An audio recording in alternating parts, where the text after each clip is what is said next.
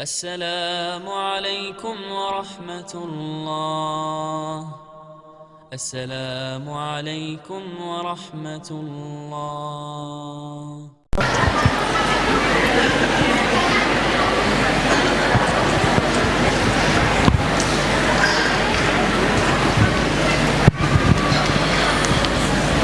بسم الله الرحمن الرحيم. السلام عليكم ورحمة الله وبركاته. الحمد لله رب العالمين، وأشهد أن لا إله إلا الله وحده لا شريك له ولي الصالحين، وأشهد أن سيدنا ونبينا محمدا عبد الله ورسوله الصادق الأمين. اللهم صل وسلم وبارك على سيدنا محمد وعلى آله وصحبه ومن تبعهم بإحسان إلى يوم الدين. اللهم علمنا ما ينفعنا وانفعنا بما علمتنا وزدنا علما وتقى. Para jemaah sekalian yang dimuliakan Allah Subhanahu wa taala,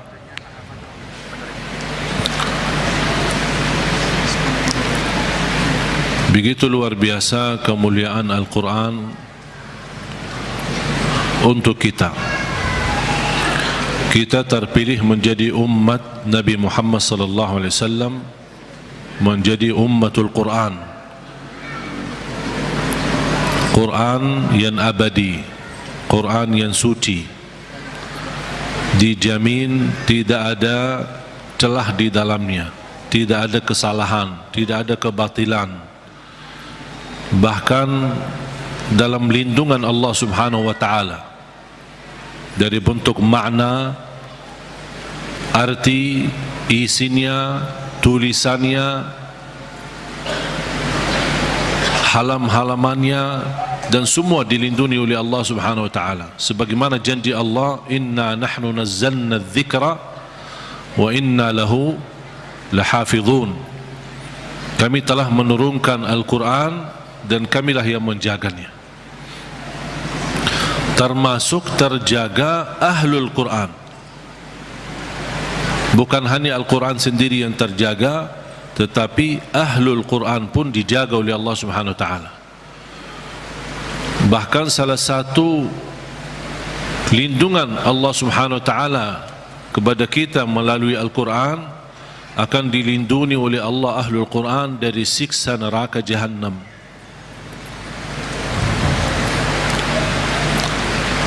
Artinya, kalau ada seorang ahlul Quran tapi masih berlaku dosa maksiat,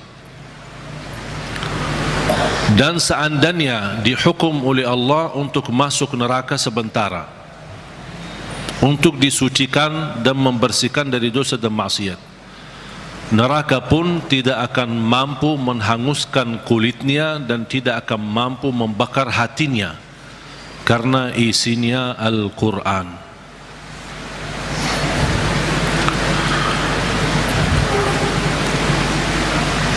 Banyak kelebihan Al-Quran untuk kita. Surah yang paling agung di dalam Al-Quran suratul Fatihah. Ayat yang paling agung di dalam Al-Quran ayat Al-Kursi. Suratul Fatihah, kalau boleh saya artikan dialog sama Allah, berdialog dengan Allah. Setiap satu ayat kita baca, Allah jawab kita. Makanya disunnahkan kalau kita baca suratul Fatihah, jangan disambungkan ayatnya. Setiap ayat berhenti. Sebagaimana dijelaskan oleh Siti Aisyah radhiyallahu anha, karena Rasulullah SAW idza qara'a al-Fatihah kana yufassiruha tafsira. Ketika Rasulullah SAW membaca suratul Fatihah, seperti dia mentafsirkan suratul Fatihah, saking pelan-pelan dan bertahap-tahap membaca ayat-ayatnya suratul Fatihah, menunjukkan beradab sama Allah Subhanahu wa taala, kehormatan, karena dia sedang berdialog dengan Allah melalui bacaan suratul Fatihah. Sebagaimana Rasulullah SAW bersabda di hadis yang diriwayatkan Imam Tirmizi, Hadis itu hadis qudsi, qasamtu salata baini wa baina abdi nisfain.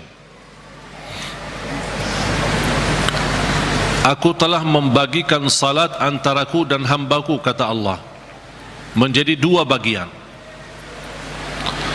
Dan yang dimaksud kata as-salat di hadis ini adalah suratul Fatihah. Ternyata suratul Fatihah memiliki banyak nama.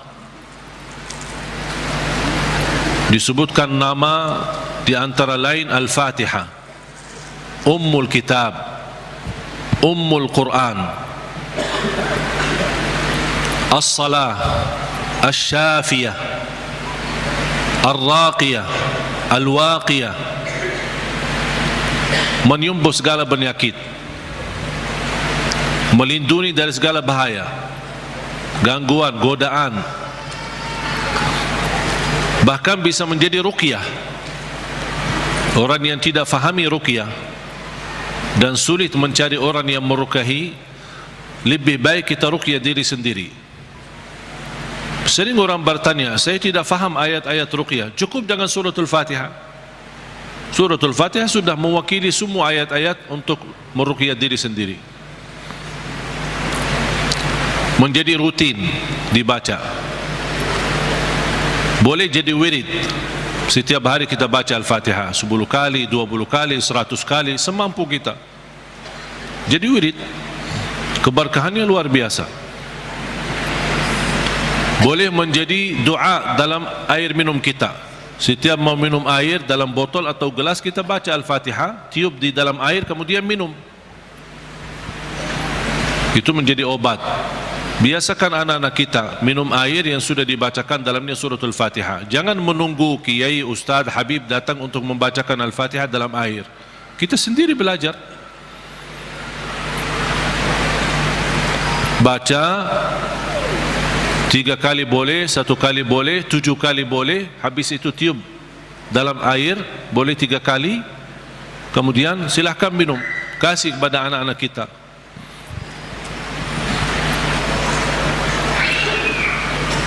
Al-Fatihah sebagai obat menyembuhkan penyakit kita. Ada yang merasa gesak di hati, merasa stres kepalanya, boleh taruh tangan yang kanan di atas kepala dan baca Al-Fatihah. Di atas dada kita baca Al-Fatihah. Itu sungguh subhanallah. Al-Quran sebenarnya seluruh Al-Quran, seluruh isi Al-Quran itu obat. Qul huwa lilladzina amanu hudan wa shifa. Sungguh Al-Quran itu petunjuk dan obat, menyembuhkan penyakit bagi orang-orang yang beriman. Berarti Al-Quran menyembuh penyakit hanya berlaku bagi orang yang beriman. Yang tidak beriman tidak berlaku.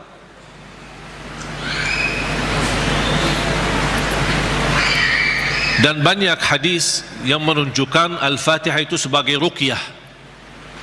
Sebagaimana hadis Abu Musa Al-Asy'ari radhiyallahu an ketika mengobati seorang kepala kampung yang sambat sakit, kemudian dibacakan Al-Fatihah, kemudian faka'annama nashita min iqal, sampai dia sembuh seperti tidak pernah sakit sebelumnya.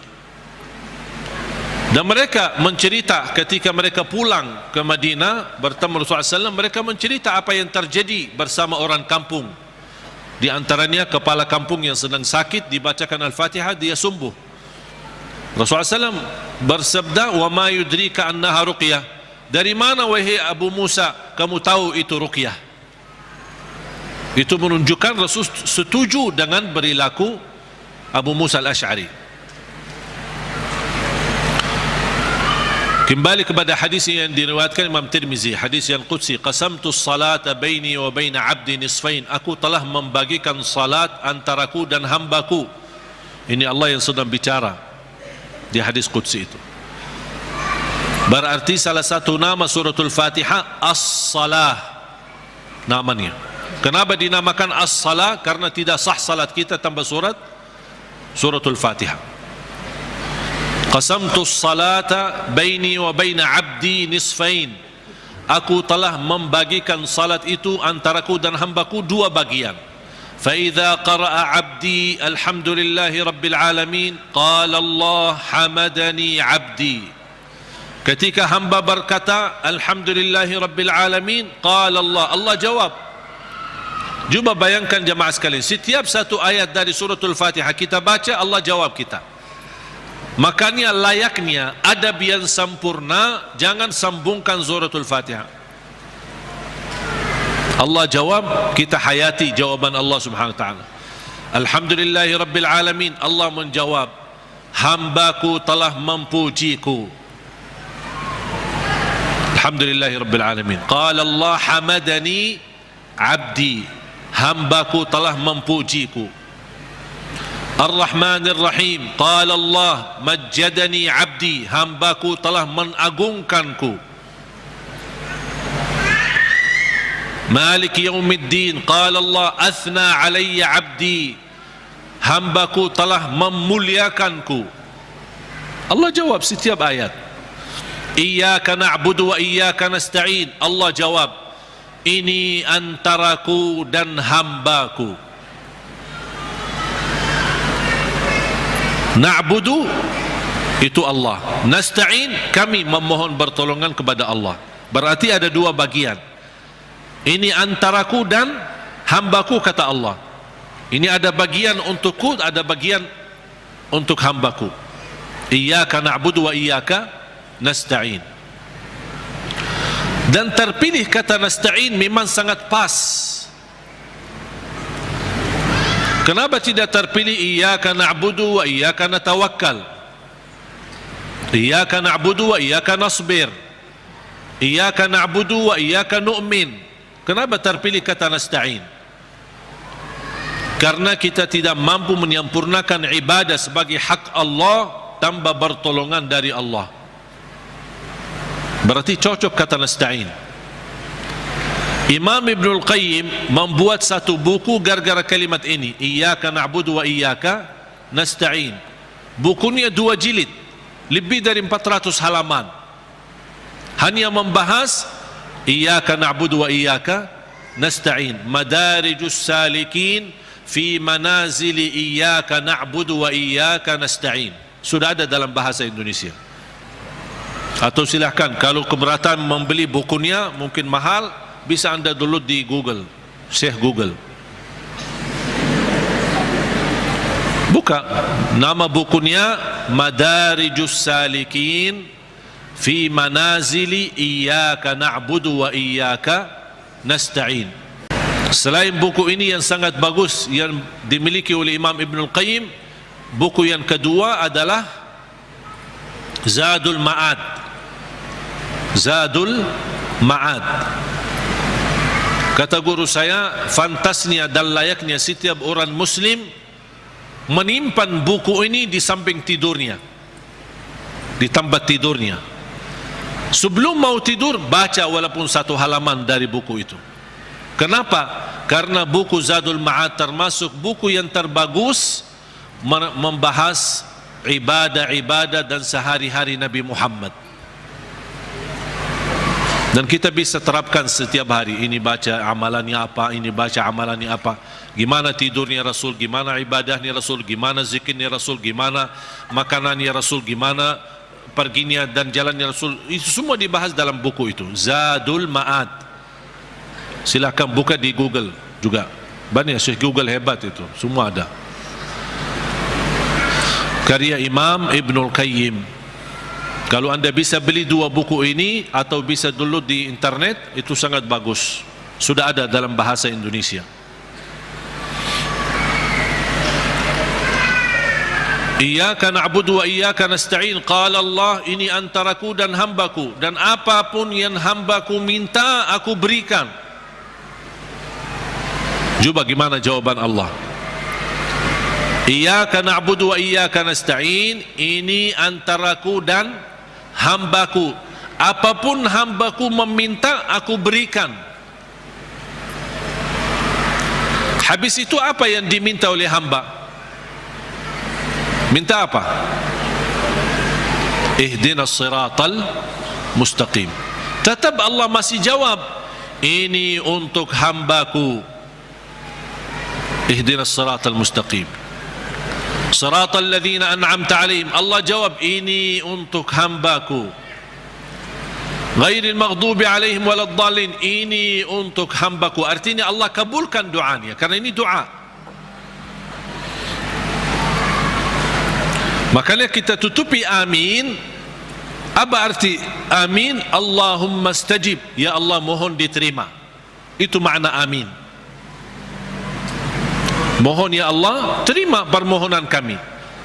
Allah menjawab, ini untuk hambaku. Artinya Allah jawab dan kabulkan doa kita. Makanya ketika kita baca Al-Fatihah, kita merasakan berdialog dengan Allah.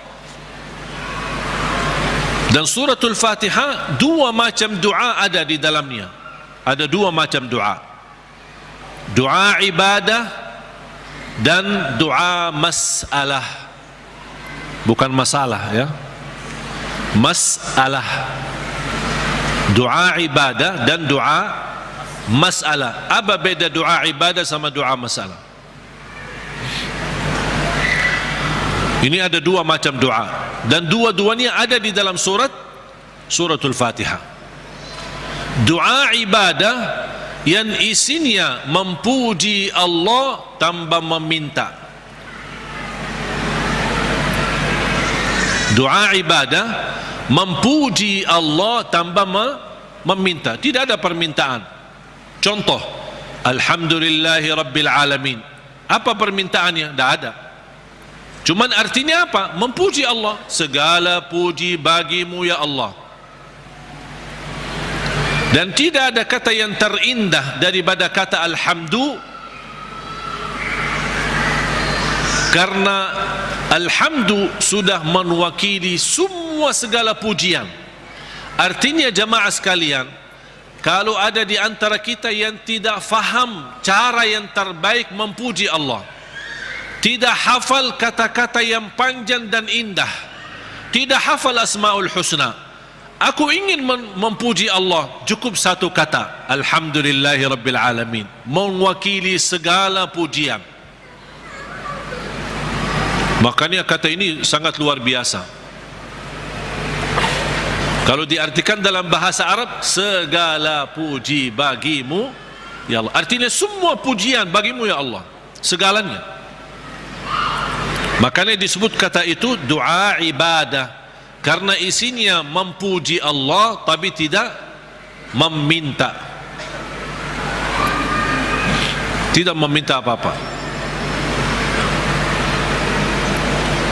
Doa yang kedua, doa masalah, yang isinya memohon sesuatu.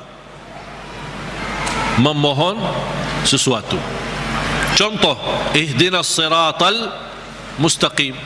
Itu kan ada permintaan. Makanya disebutkan doa masalah. Layaknya setiap kita berdoa diawali dengan doa ibadah, baru masuk kepada doa masalah. Itu adab, tata cara doa. Jangan langsung mau berdoa, ya Allah ampuni ya Allah. Puji dulu, karena Allah senang mendengar pujian hamba. Allah senang. Buat Allah senang dulu, baru minta. Dan itu sudah dibuktikan oleh suratul Fatihah. Makanya saya selalu berkata, bagi orang awam yang tidak bisa berdoa, tidak mampu doa, tidak hafal doa, atau tidak memfahami bagaimana bisa berdoa, dia cukup membaca Al-Fatihah mewakili semua doa. Karena isinya doa ibadah ada, memuji Allah tanpa meminta, dan juga ada isinya doa masalah. Boleh enggak saya baca Al-Fatihah supaya anak saya mendapatkan hidayah, supaya anak saya disembuhkan oleh Allah, supaya saya dapat jodoh, supaya saya diberikan kemudahan? Doa. Al-Fatihah mewakili semua doa bagi orang yang tidak faham doa atau tidak bisa berdoa. Jadi diawali doa kita dengan ibadah, atau doa ibadah yang isinya memuji tambah meminta, baru masuk ke tahap yang kedua, doa masalah, memohon kepada Allah SWT. Dan juga tolong jamaah sekalian perhatikan, habis dibacakan Al-Fatihah sampai iyyaka na'budu wa iyyaka nasta'in, belum meminta apa-apa. Kita memuji Allah, mengagungkan Allah, memuliakan Allah, kemudian kita mengaku sebagai hamba Allah dengan kita ikrarkan iyyaka na'budu, itu hakmu ya Allah, dan kami memohon pertolongan. Dan pertama permohonan pertolongan kepada Allah, dan yang terbaik pertolongan yang kita mohonkan kepada Allah adalah minta hidayah kepada jalan yang lurus. Jemaah sekalian, ayat Al-Fatihah disusun itu betul-betul rapi, tidak sembarangan kata-kata yang terpilih, termasuk meminta hidayah. Kalau kita dapat hidayah, segala urusan kita beres.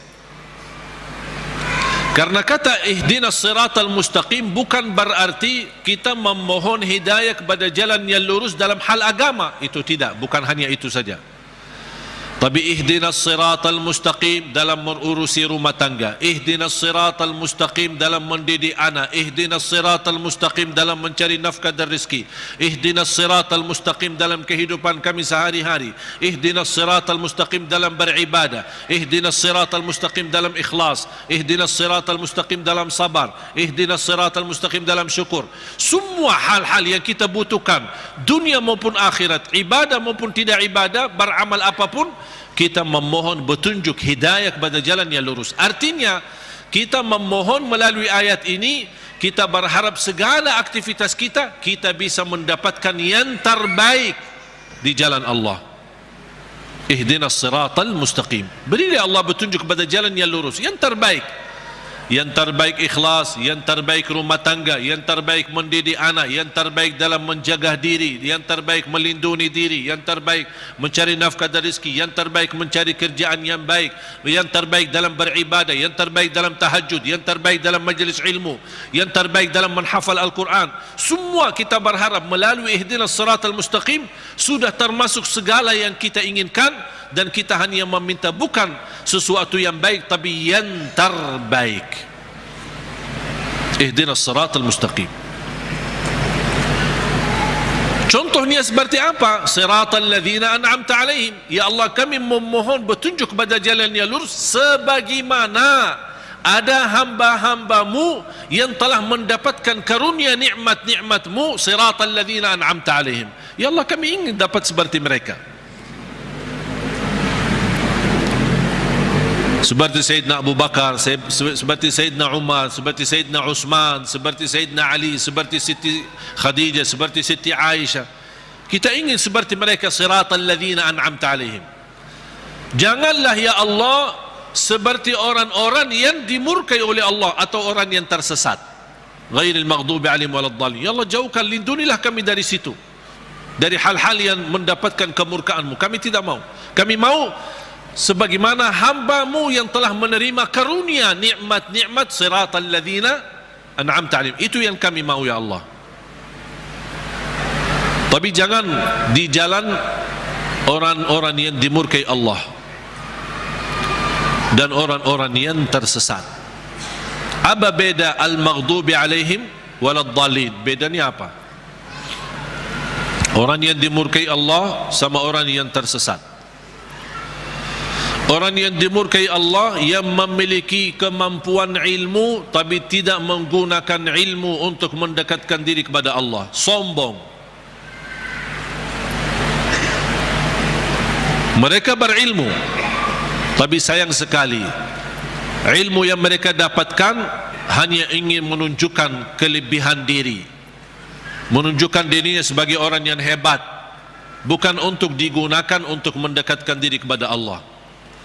Dan ketua umum majlis ghairil maghdubi alaihim orang Yahudi.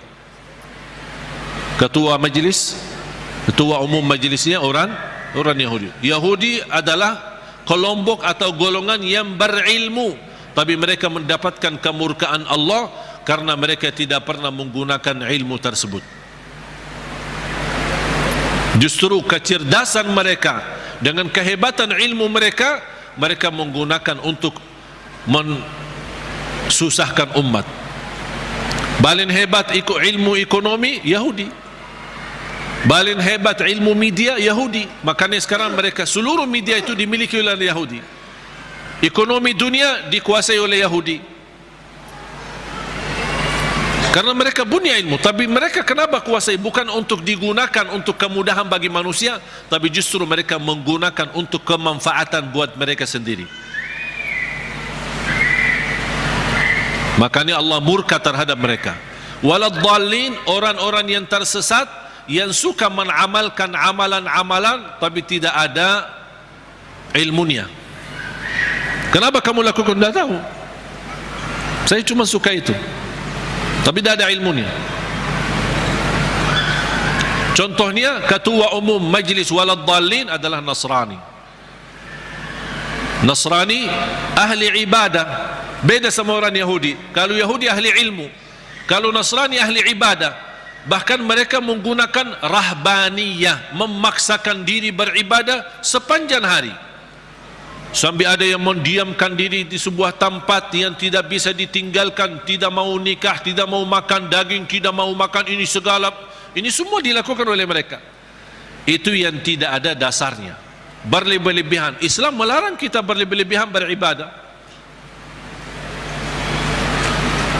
Sebagaimana ada 3 orang ketika datang ke Madinah mendengar betapa ibadah Rasulullah SAW, sambil salat tahajud, sambil bangka kakinya. Kita pernah enggak bangka kaki kita? Pernah, ketika begal, capek urus dunia, bukan karena tahajud. Bagaimana SAW puasanya, gimana SAW tahajudnya, gimana SAW ibadahnya.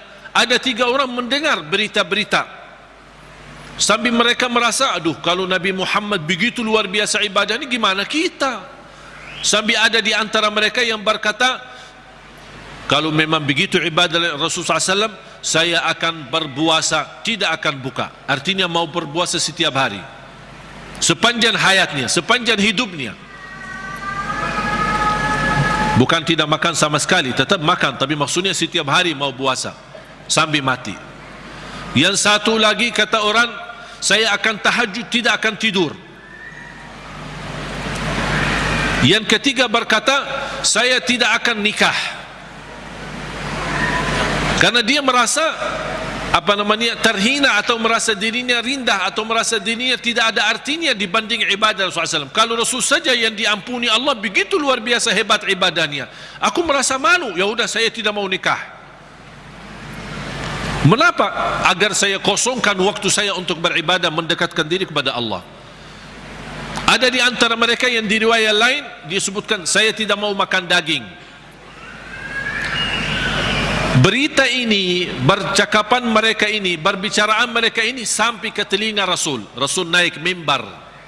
Ma balu aqwamin, menapa ada kaum atau berkataan seperti ini?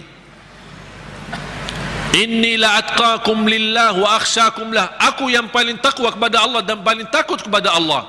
Aku tahajud dan tidur, aku puasa dan buka puasa, aku makan daging atau juga nikah.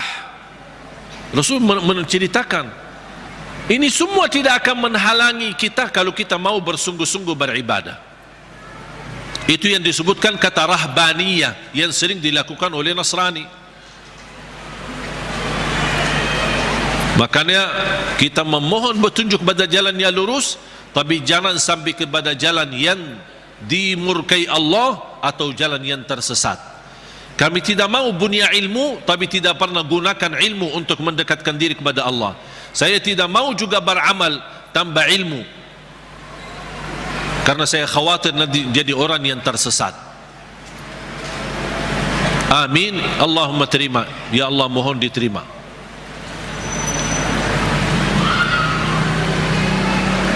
Oleh karena itu jamaah sekalian dimuliakan Allah Subhanahu wa taala, coba betapa mulianya suratul Fatihah.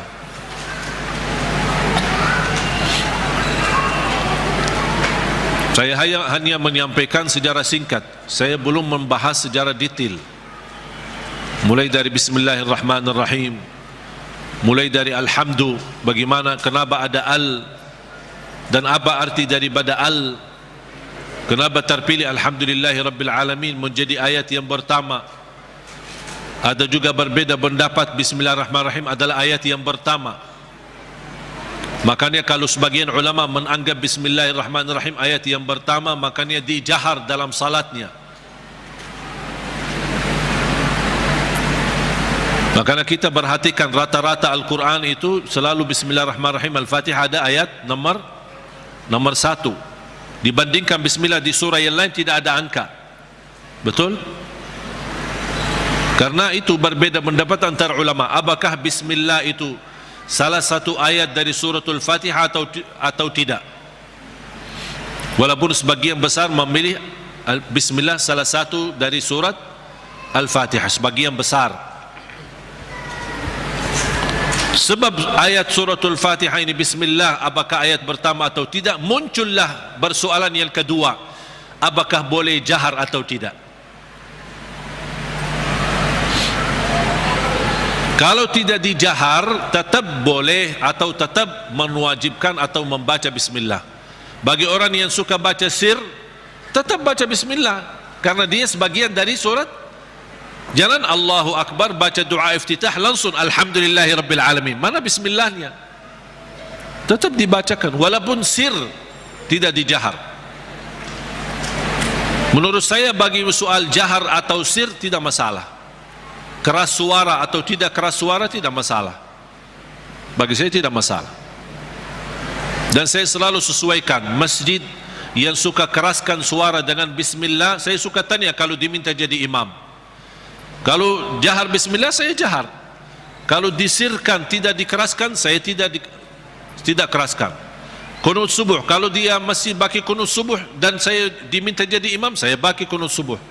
Kalau masih tidak baki kunut subuh, saya tidak baki kunut subuh. Saya tidak suka maksa. Tak, saya tidak mau kunut subuh. Kalau saya jadi imam, saya tidak mau kunut subuh. Kenapa? Ini bid'ah, ini sesat semua. Nah.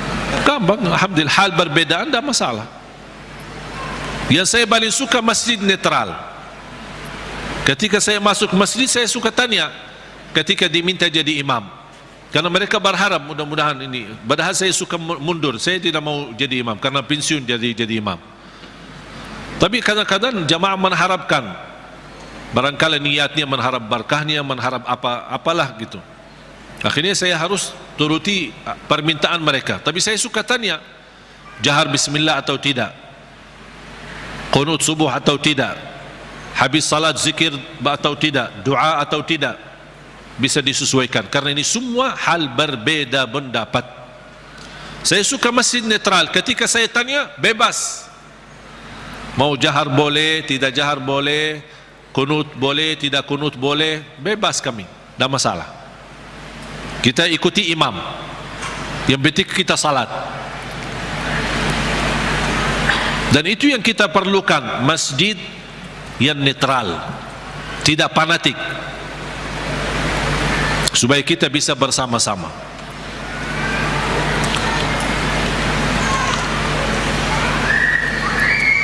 Bismillahirrahmanirrahim. Kalau kita hitungkan Al-Fatihah berapa ayat? Berapa? 7. Itu sudah disepakati. Itu sudah disepakati. 7 ayat. Sekarang gimana kita bisa jelaskan? Kalau Bismillah sebagian dari suratul Fatihah, gimana kalau kita hitungkan ayatnya? Ayo kita mari sama-sama hitung. Bismillahirrahmanirrahim 1, Alhamdulillahirrabbilalamin 2, Ar-Rahmanirrahim 3, Maliki Yawmiddin 4, Iyyaka na'budu wa iyyaka nasta'in 5, Ihdinas siratal mustaqim 6. Berarti tinggal berapa? 1 ayat. Siratal ladzina an'amta 'alaihim ghairil maghdubi 'alaihim waladdallin. 1. Berarti jadi berapa? 7. Bagi ulama yang pendapat Bismillah tidak sebagian dari suratul Fatihah, tidak dihitung sebagian dari ayat suratul Fatihah, berarti ayo coba kita hitung. Kalau dikeluarkan Bismillah, mari kita hitung ayat pertama apa? Alhamdulillahirabbil alamin, 1. Terus Ar-Rahmanir Rahim, 2. Terus 3, 4, 5.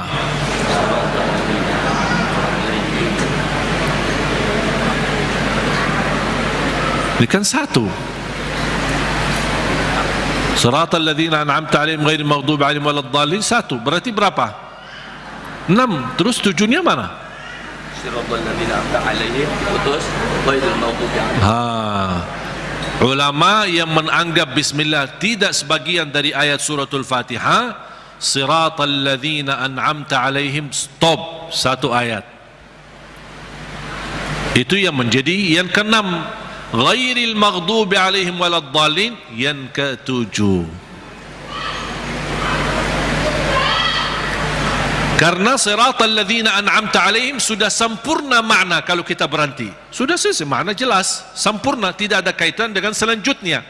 Makanya dianggap itu 1 ayat. Walaupun rata-rata Al-Quran yang kita lihat semuanya tidak ada angka di situ kan, karena apalagi yang di Madinah yang menuliskan Al-Quran ini, salah satu ulama namanya Syekh Uthman Taha, penulis Al-Quran di kota Madinah, dia mengikut mazhab Imam Syafi'i. Makanya dia menuliskan Bismillah ayat nomor pertama. Dan itu yang diberlakukan oleh sebagian besar di mana-mana, di Mesir, di mana-mana selalu Al-Quran kita perhatikan selalu Bismillah ayat yang pertama. Yang saya ingin sampaikan, yang kita sudah fahami, Al-Fatihah 7 ayat. Jahar Bismillah, tidak jahar Bismillah itu tidak masalah. Yang penting kita bisa memperhatikan bacaan-bacaan kita, khususnya suratul Fatihah. Kalau bisa berlahan-lahan, bertahap-tahap, tidak sambungkan ayatnya, karena kita ingin menhayati, berdialog dengan Allah Subhanahu wa ta'ala. Sudah jelas?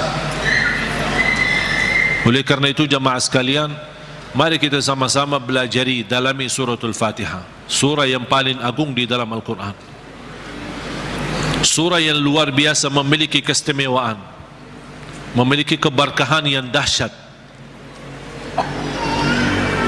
Jangan kita hanya membaca sampai 17 kali di dalam salat fardu tapi tidak merasakan sedikit apapun dalam hati kita. 17 kali itu minimal, tapi kita tidak merasa apa-apa, seperti ayat-ayat yang lain. Padahal suratul Fatihah ini kalau betul-betul kita bisa fahami dan belajari dan mendalaminya, wallahi bakal nangis saking agungnya dan indahnya suratul Fatihah. Cukup keindahan di dalamnya kita berdialog dengan Allah.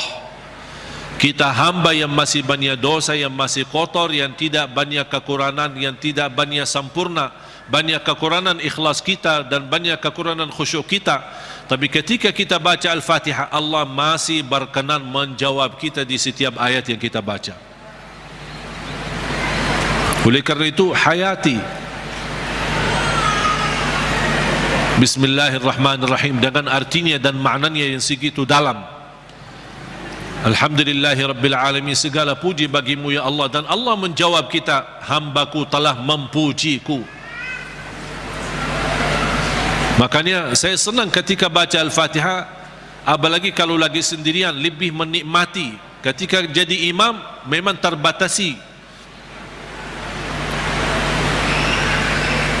Kalau kita ingin berlama-lama baca Al-Fatihah ketika jadi imam, orang takut nanti di belakang fikir kita lupa ayatnya. Alhamdulillahirabbil alamin, Ar-Rahmanir Rahim. Kita kan lagi hayati, jadi bingung kan. Diam sebentar aja langsung dijawab. Saya ingin menhayati, memberi kesempatan Allah menjawab saya agar saya bisa merasakan jawaban Allah. Ar-Rahmanir Rahim, Maliki Yawmiddin, Iyyaka na'budu wa iyyaka nasta'in, Ihdinas siratal mustaqim, Siratal ladzina an'amta 'alaihim, Ghairil maghdubi 'alaihim waladdallin.